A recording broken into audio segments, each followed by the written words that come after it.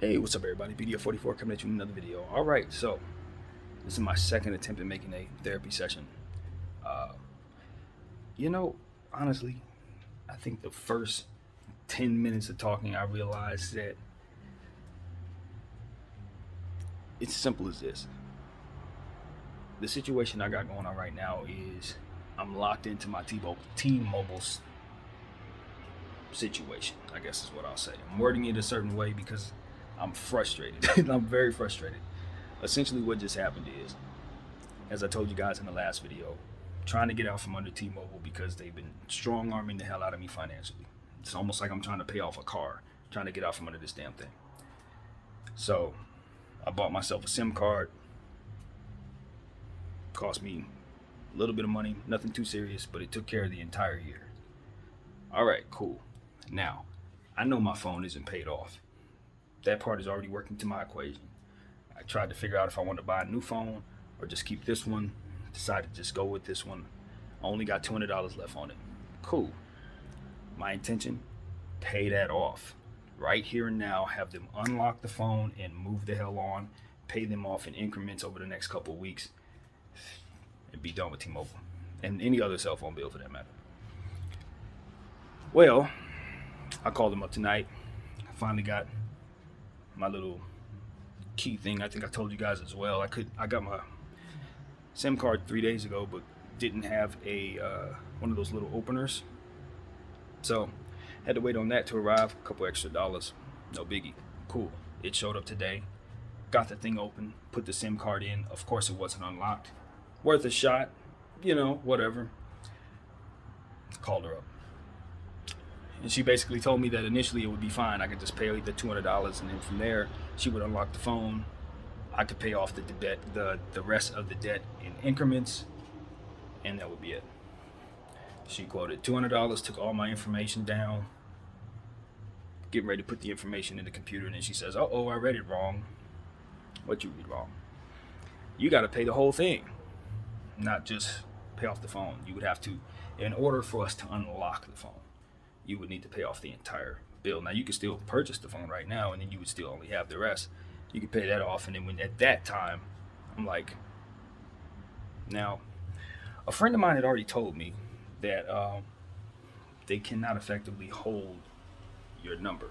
Now, me, as it pertains to laws like this, I'm just not aware. So I'm just going by hearsay. But essentially, she said they can't hold your number. They can't do that. But apparently, they can keep your phone locked. So it's one of those situations where it's like, well, hey, my phone is going to just kind of be in limbo for a little bit while I figure out what I want to do, because what I cannot see myself doing is forking over $400, $450, I think is what she asked for, at one time to take care of this process, just to get out from underneath these people. The problem is, of course, I'm still on their network, so every passing day going forward, it just gets more and more expensive. So if I don't pay $4 now, it could be $5 next week. And if it ain't $5 next week, then of course we're going into another billing cycle. So it's like, you just get frustrated, There's no way out from underneath this thing for me effectively, because this is my only connection to the outside world. So get groceries, everything in life right now is on this damn thing. So it's no way for me to just say, okay, well, screw it. Let me just turn this off today and then go out and get another phone or something like that. Like, all of that's going to require me to have the phone on. So it's like, all right. So I'm stuck, essentially stuck in T-Mobile's bullcrap, unless I effectively call this woman back basically right now and fork over $460 just to get out from underneath these people and have them unlock my phone. So that's really what it is. And like, it's one of those situations where time is of the essence. Like, literally, the longer I don't make this decision, the more expensive it becomes. It's like, how the f did I get in this situation? I've been with T-Mobile for 16 years. 16 years. I've had this phone since January of 2021. This phone ain't even new. And they're trying to tell me I still have 6 payments left. The phone was only $800. So I guess we're in a situation where maybe turning on the phone and having this therapy session makes that $400 bill feel a little better. But it is what it is. So I guess I'll sleep on it, do a little meditating, and figure out how best to convince myself to do this, because that's the only option I have. You know what I mean? When you don't have any choice, you either sit there and think about it, or you sit there and think about it some more and then do it. So it's like, that's kind of where I'm at. So yeah, man, these are the type of things you just live with when you don't have a lot of money in your life. And granted, as somebody who tells people you should leave money on the table or take money and sign and all of that, I recognize the importance of ignoring opportunities to stay broke. And believe you me, I see the fruit in that. I think at this point, it's one of those situations where you just deal, you know what I mean? I'm fortunate enough, I'm in a position to where the money is there, you know what I mean? So if I have to fork it over, it's there to do. But you know, it's just the notion that you're stuck in a situation, you know, that companies can effectively do this to you, to keep you in, lock you in, like to the point where you cannot leave. No, we're not letting you leave. Not until you pay us every dime. And every moment you don't pay us, it costs more. But don't worry, we'll keep this phone on for you for another week until you break another rule, and then we'll shut you off and then make it so that you have to pay us $30 to create a payment arrangement for which you will then spend another $70 or $80. And then 2 weeks later, we'll spend another $70, $80. As to which we will send you a text about 3 days after that for the next billing cycle, which will be an astounding amount that will have a $30 late fee attached to that because you haven't caught up for the last two. So it's like, and then $30 for the next one, and then $30 for the next. You see what I'm saying? Like these, how do you ever pay the phone off? You trying to tell me I haven't paid the phone off because of all these extra charges that they've been putting on top of the extra charges that they've been putting on top of the extra charges? So you see, that's how my phone hasn't been paid off. It's been 2 years. I've been paying them $100 a month rather, $120 a month, and the phone ain't paid off. So, you know, this is why it's so important I get out from under these people, because this type of stuff, and I'm gonna keep my voice to a good tone, eats away at your patience. You know what I mean? It really eats away at your patience in life. You know, and so what I do with my frustration is, these days, instead of trying to turn it into something negative or trying to turn it into a brash decision, you know, I try to turn on the camera now and immortalize the moment. And if the frustration can be captured,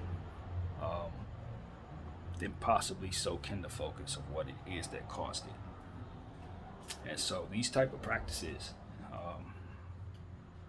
that we are allowing to take place in 2022 during this financial crisis, that is something that's slipping through the cracks real bad with how they're able to effectively strangle arm the public into these situations where you can't get out from under it unless you pay 4 times what it is that you actually owe. Like, that is the reality of my situation. It's only 4 times because I only owe that amount on the phone. And so, you know, because I was never looking to get out from underneath them, it would never actually show up as anything.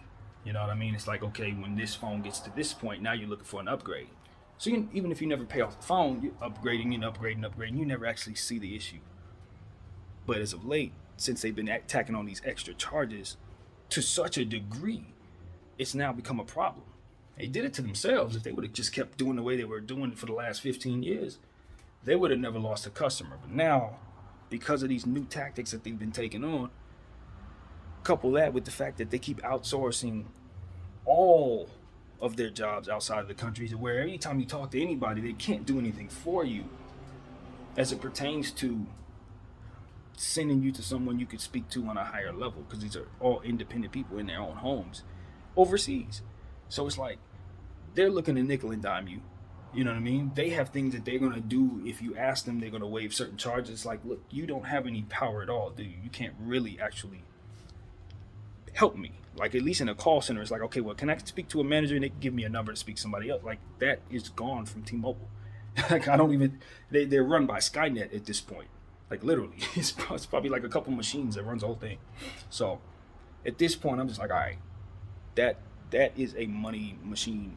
They are siphoning money from all of whom use them, and they're gonna get huge. And everybody needs to understand it's gonna be Planet T-Mobile very soon because of how they're able to effectively just take money from the American public. It's really crazy right now. They're gonna be competing with Google very soon if this keeps up. So I'm just being honest, because the way they're sucking money out of people is crazy. Like, this is getting nuts. Sprint, T-Mobile, they're trying to turn it into the next McDonald's or something. I don't know. But whatever the case may be, I'm definitely getting out from under them. I certainly assure you of that. That is happening. I'd be goddamned if I allowed them to continue to extort me, or whatever the word would be, out of my little funds, especially when my money needs to be in places that are actually doing good in this world. And those of you who know what I'm talking about understand that I'm not in a position to be forking over $400, $500 in one situation. Not by any stretch of the imagination. Not with what it is I'm doing. And so, that's another reason why I'm offended by what's happening here. Like, literally offended. It's like, are you serious? You're doing this to the apes? Like, you're doing this to the apes? Really? We're the ones effectively making it so that people who are doing things like this aren't able to do it in the shadows much longer. That's the purpose of what it is I'm doing. So it is what it is, man. I'm frustrated, but it also reminds me of that I'm necessary. You know what I mean? As it pertains to what it is I'm doing. This is kind of what I hold my AMC shares for. It's for this type. It's protest against this type of treatment. It's not just about the circumstance itself. It's about just a stance against mistreatment of poor people. To be completely honest with you, the siphoning of the very little from those who have very little. You know what I mean? And this, I don't know. It's how the world is run. A lot has been built on that formula, but the suffering, you know what I mean? It's the unnecessary suffering that I can't get with. So it is what it is, man. I think we need to evolve, find new ways of building as humans. I think there's a better way. I really do. But I don't think those who are in positions to benefit from this care to find a different way. It makes them feel good to step on others. It's not just about being able to effectively do it. It's how they do it that makes them feel good, I think. But that's why I just kind of live my life the way that I do, man. I kind of go by the beat of my own drum because I understand that this is going on all the time, all around me. And I've seen so many different versions and variations of this till I just don't want to play along. It causes me a lot of trouble not wanting to play along, but I desperately don't want to. And so we'll see how far it gets me. But yeah, you guys, my name is BDF 44. I appreciate y'all sticking around for these therapy sessions. They make me feel a lot better a lot of times, especially when I listen back to them. And all things considered, this has been a pretty good day. It's just that the stresses of financial problems are just, it's what everybody goes through to some degree. It's why people work so hard. I think it's why they kill themselves out there trying to get it. And like I said, I respect everybody, you know what I mean, as it pertains to those who want to, work their buns off, to people like myself who never want to answer to a soul. I respect us all because we have to find a way, one way or another. Whether you're wired to work hard or you're wired to be lazy, you had better find a way to make a living, because entities like T-Mobile exist, and they will siphon from you if you allow them to. And all of us at this point are connected to the internet, so keep churning, people. Keep churning. At the end of the day, man, I tell you, I don't bring God into a whole lot of stuff as it pertains to this camera. I do enough of that on my own, and I keep that to myself. But I do believe in the whole concept of the first will be last and the last will be first. I believe in that concept. I believe it's the concept of karma, just the same, which is why I believe in the other concept. It's because I believe in karma that I believe that makes sense. And so, as I continue to look at myself and realize that I've done things that may deserve me some of what it is that I suffer, I try to humble myself in the presence of others, and when I speak to people and speak of people, to remind myself as I'm being critical and speaking critically and not snarling my face up as I am right now, to remember what that energy provides. To remember that not only does that energy tend to bring us the worst of consequences, but it can too bring about the worst from within us when those consequences come, so that we react poorly to those consequences. You know, making us turn to the bottle or turn to the drug or turn to, taking it out on somebody else or what have you. A lot of that stuff is to the karma itself. The happenstance that triggers it, and then what comes about from within you, I think just the same. So what I'm now learning to do, and turning on the camera and doing this art and meditating, is trying to take those moments of frustration and turn them into something that could be constructive or impactful or creative or whatever it would be blessed to be. And something so frivolous that is magnified so massively because of my anxiety, I can effectively turn into something impactful, as opposed to being something that's just overly magnified. Now I could take the frustration and the anxiety and the embarrassment or whatever negative it is, and effectively flip it into wisdom, into tone, into content. You understand what I'm saying? Like a consistency of content to grow my channel. Like turn all my L's into something that can make for something someone else could take something from. And so that's how I'm fighting. That's my weapon to all of my frustrations, to all of my irrational bullcrap, you know what I mean? Whatever it may be that keeps me effectively struggling in life, I turn it into this. You know what I mean? Instead of letting it, as I did in the past, make me worse. Effectively drive me to want to lay down and sleep. Effectively drive me to want to, overly indulge in bullcrap that ain't gonna help my situation. That only cause more problems. You know what I mean? And I'm not gonna lie to you, it hasn't begun to pay off tangibly yet. My lifestyle hasn't effectively changed because of this practice. But I can say I'm getting better at what I'm doing.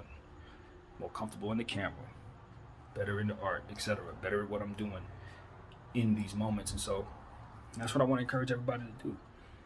When you feel frustration, you feel pain, start working on with the small moments, doing things that turn them into productive practices in your life.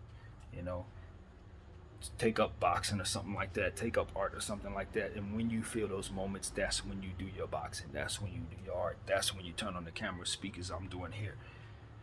And you can take those otherwise frustrating moments of crashing out, those frustrating moments of turning into somebody that's going to be self-destructive, and you effectively distract yourself and remove yourself from that timeline entirely by practicing something different in those moments, by reverting to those things that you've practiced when you were dealing with those little bitty problems. And when the big ones come, it's like, well, let me go do what it is I've been doing. Let me box. Let me go sit down and do the art. Instead of, let me overreact. Let me pick up the bottle. Let me go over here and fight. Let me go over here and do this wrong thing. So, that's what I turn this into. T-Mobile want to snatch money from me? That's cool. Great. I get on the camera, I turn it into this. And so, that's what it is, man. Let my mind go in circles a little bit, as it always does. But I think I get the point across, I hope, several times over, obviously. With all that's been said here, I want to thank everybody once again for checking out my channel, for letting me ramble as I do. I know one person that said they like that I do these. It really is a therapy session, man. It's nothing else. This is not entertainment by any stretch of the imagination. It's not. It's really not. This is not for you. But it is. It can have a dual meaning. It could be entertainment if you want it to be. It could be a monologue if you want it to be. It could be something you're playing while you're listening to your kids scream in the car or something. I don't know. Like, it can be whatever you want it to be. But the point is, for me, it's an outlet to this frustration, to the current moment, etc. So that's what I hope to do, man. And for myself, I also pray a lot about the energy that I give off. I pray about that. I work that into my everyday thinking, is to, like, in hopes that while this is being played, good things are happening. I don't know if people ever think about that. Like your music, for example. Like, do people ever think like what goes on while your music's being played, and like how your music affects others, or how your word or your content affects others, or what could be going on while something you have done is being played? Like, for example, if I make a song and somebody's with their significant other playing that song, somebody's in a car accident, listen to that song, somebody's whatever, let your mind flow. A million different variables, right? Trillion of it. And so for me, and when I pray that good things happen while these things are playing. Like, for example, if you're in a close circumstance with a crazy moment, maybe you, because this is playing, some way you'll get out of that. You know what I mean? If I don't want to speak specifics, but my mind can go in extreme ways. But hopefully, if you're in danger and this is playing, you're out of it. That's the type of prayers that I pray. Like, may the sound of my voice help the situation in some way. I don't know.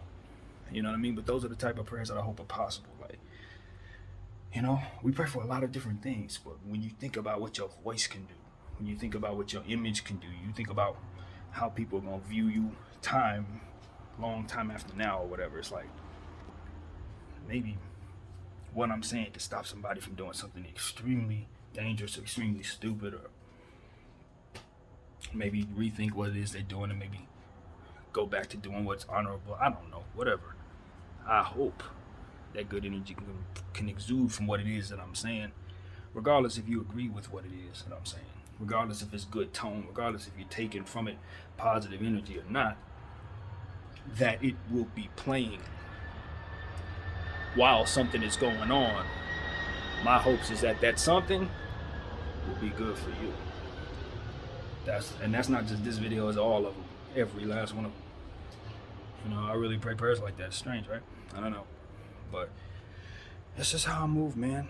I think there's something good for that. I think there's some good energy to come back for that too. You know what I mean? It's like, since we send out so much bad energy, why can't good things come from the good corny energy, so to speak, right? Everybody's so quick to run from what's corny, so quick to run from what's positive, but it's like, but then we all suffer, right? And we all run straight towards suffering in a lot of the things that we do. We watch one another run towards suffering, and then we reinforce those same practices. You know what I mean? I listen to people say, oh man, I'm gonna steal this person this, I'm gonna steal that person's money, I'm gonna go mess with that person's wife. But we've seen a trillion instances where that leads straight to self-destruction, where that leads straight to the people in those circumstances, miserable and crying and hurt, dead, whatever. But we continue to reinforce those same self-destructive practices. But we'll then remind ourselves when we look in the mirror that we want to survive a lot of the time. It's like, are you sure? Why are we continuing to do stupid things, or rather self-destructive things, or rather things that we otherwise should have learned from through the lives of others? You know what I mean? But we won't follow the things that are positive. We won't follow the stuff that helps build, so to speak. You know, things that make people really, really appreciate you, like genuine, organic appreciation. We don't try to inspire those things a lot of times. Not through our actions, not through our words. No, we want to inspire shock and awe. We want to inspire angst. We want to inspire fear. We want to inspire apprehension. And those things lead to what? Unhappiness, anxiety, tragedy. It's like, why do we welcome these things into our lives? I never quite understand that, even though I partake in it. You know, I do. I would be a hypocrite if I say I didn't. But that I shouldn't, I understand. And so as I try to unlearn these norms that aren't normal, as I always tell you guys, it's one of my favorite phrases, things that we adapted to over time, that we never stop looking, just absorb for what it actually is, which a lot of times no damn good. Absolutely no good. but we just all look and nod in agreement with one another and continue along in our lives. Because as long as we can agree to it, we're all sane. As long as we agree to it, we're all normal. As long as we can all agree to it, we can all hide amongst each other, plain sight. Mask on, you know what I mean? Like literally. You know what I mean? If we can all agree that this is what stable is, we can pretend that we are this at all times. I just don't play along. That's the thing about this brain here. I just don't play. I'm never, because I've always looked at myself as somebody who wasn't of the times he was in. Never.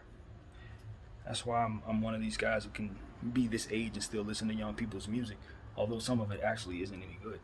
But a lot of it I found I liked, and I think it's because I never really got stuck with the times. You know, I look at myself, and I've said this before, as a ghost in the room. I've always felt that way no matter where I've been. It's just like, y'all are moving around and y'all doing what y'all doing, but I'm kind of just observing. Observing. I'm not really actually a part of it. You know? This is how I felt my entire life. So as I watch people be stuck in these eras, like for example, when I was a little kid, you'd be seeing older people who would be stuck in the 70s. They saying slang from the 70s. They still rocking clothes from the 70s. They ain't been able to leave the rhythm of that era at all. And as I've gotten older, and every era I've seen, it's been the same thing. And now that I'm at 37 years of age, I see people in my age range stuck in the era that we were in when we were in our 20s. It's like it never ends. And I bet you these young kids, these mumble rappers, these mumble kids, they're going to be stuck in that too. And guess what? I pride myself on being able to move on.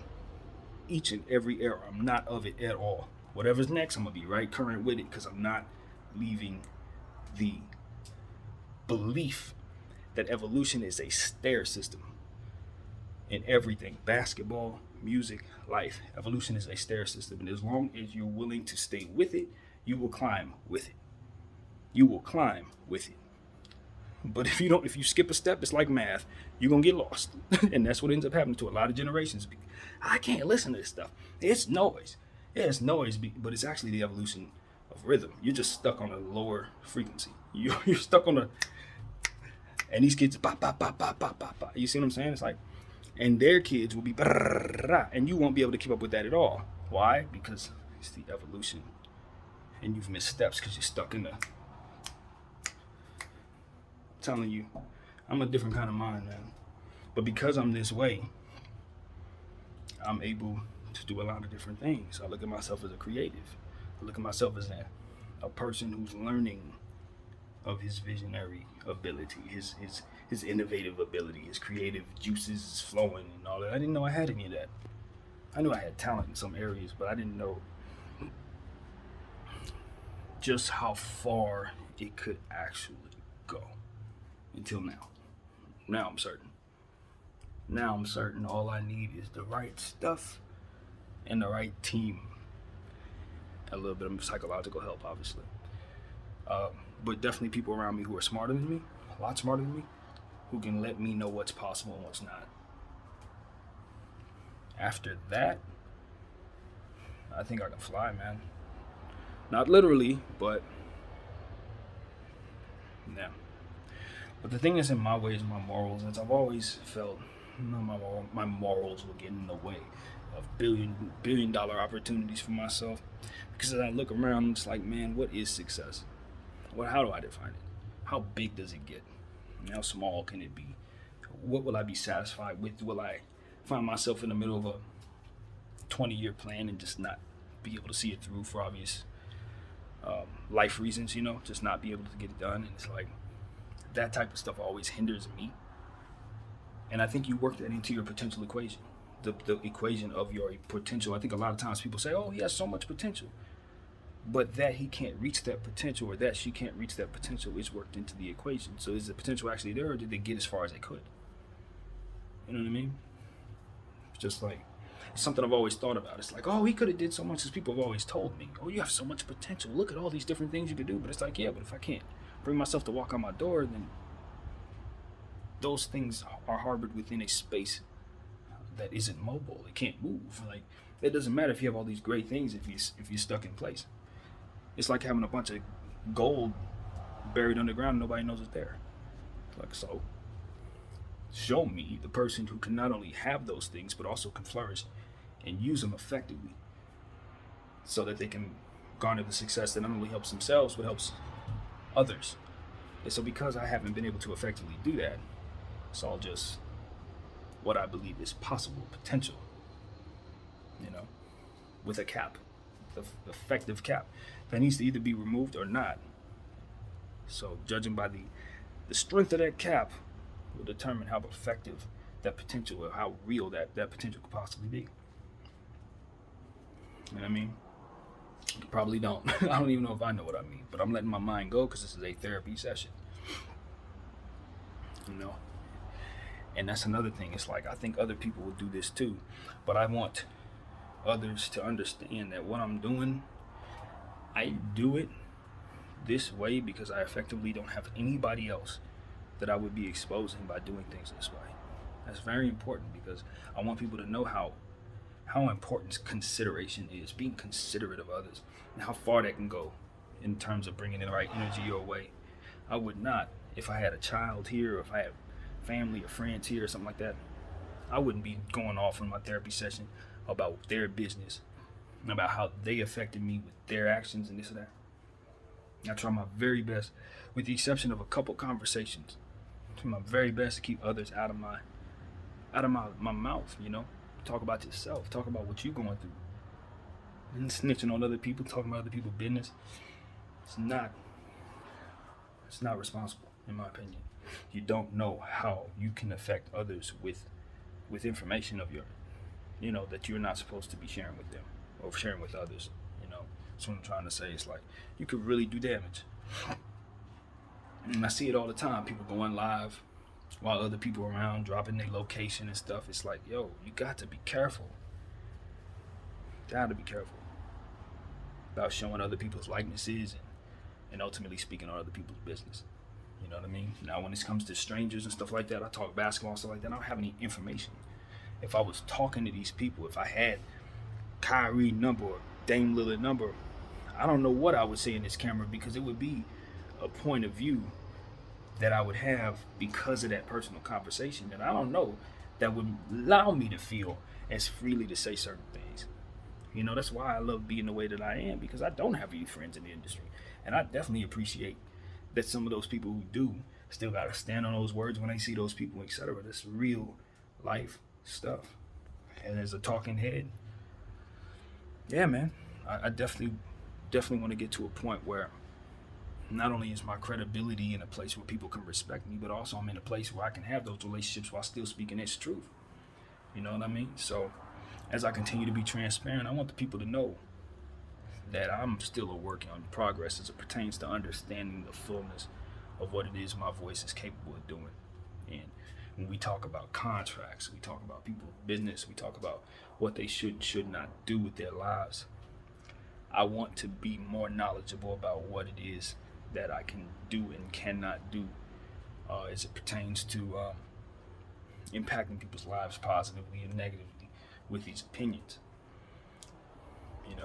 I don't know how many talking heads care about that kind of thing. I don't know.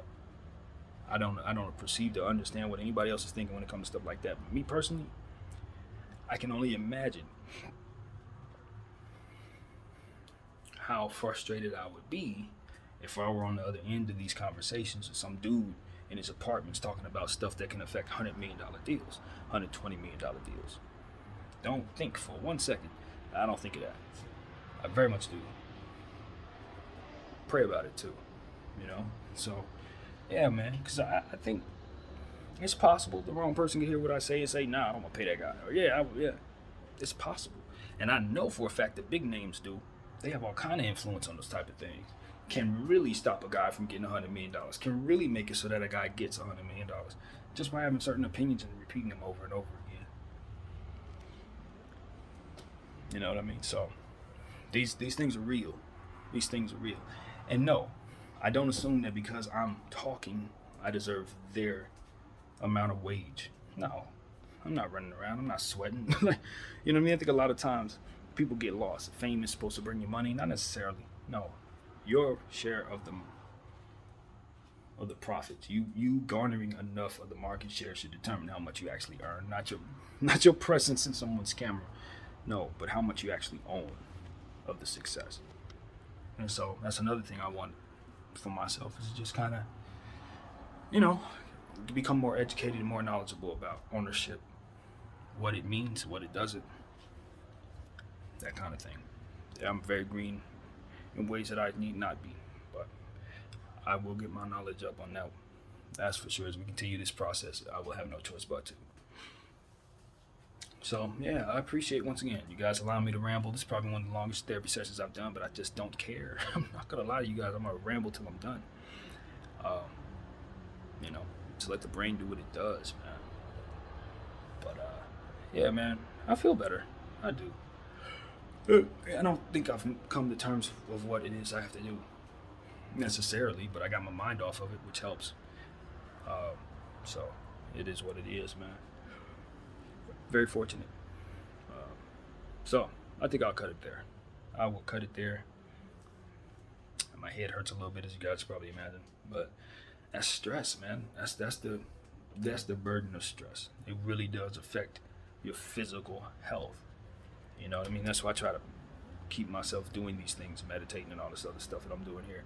It's because it has taken its toll on me physically thus far. It has.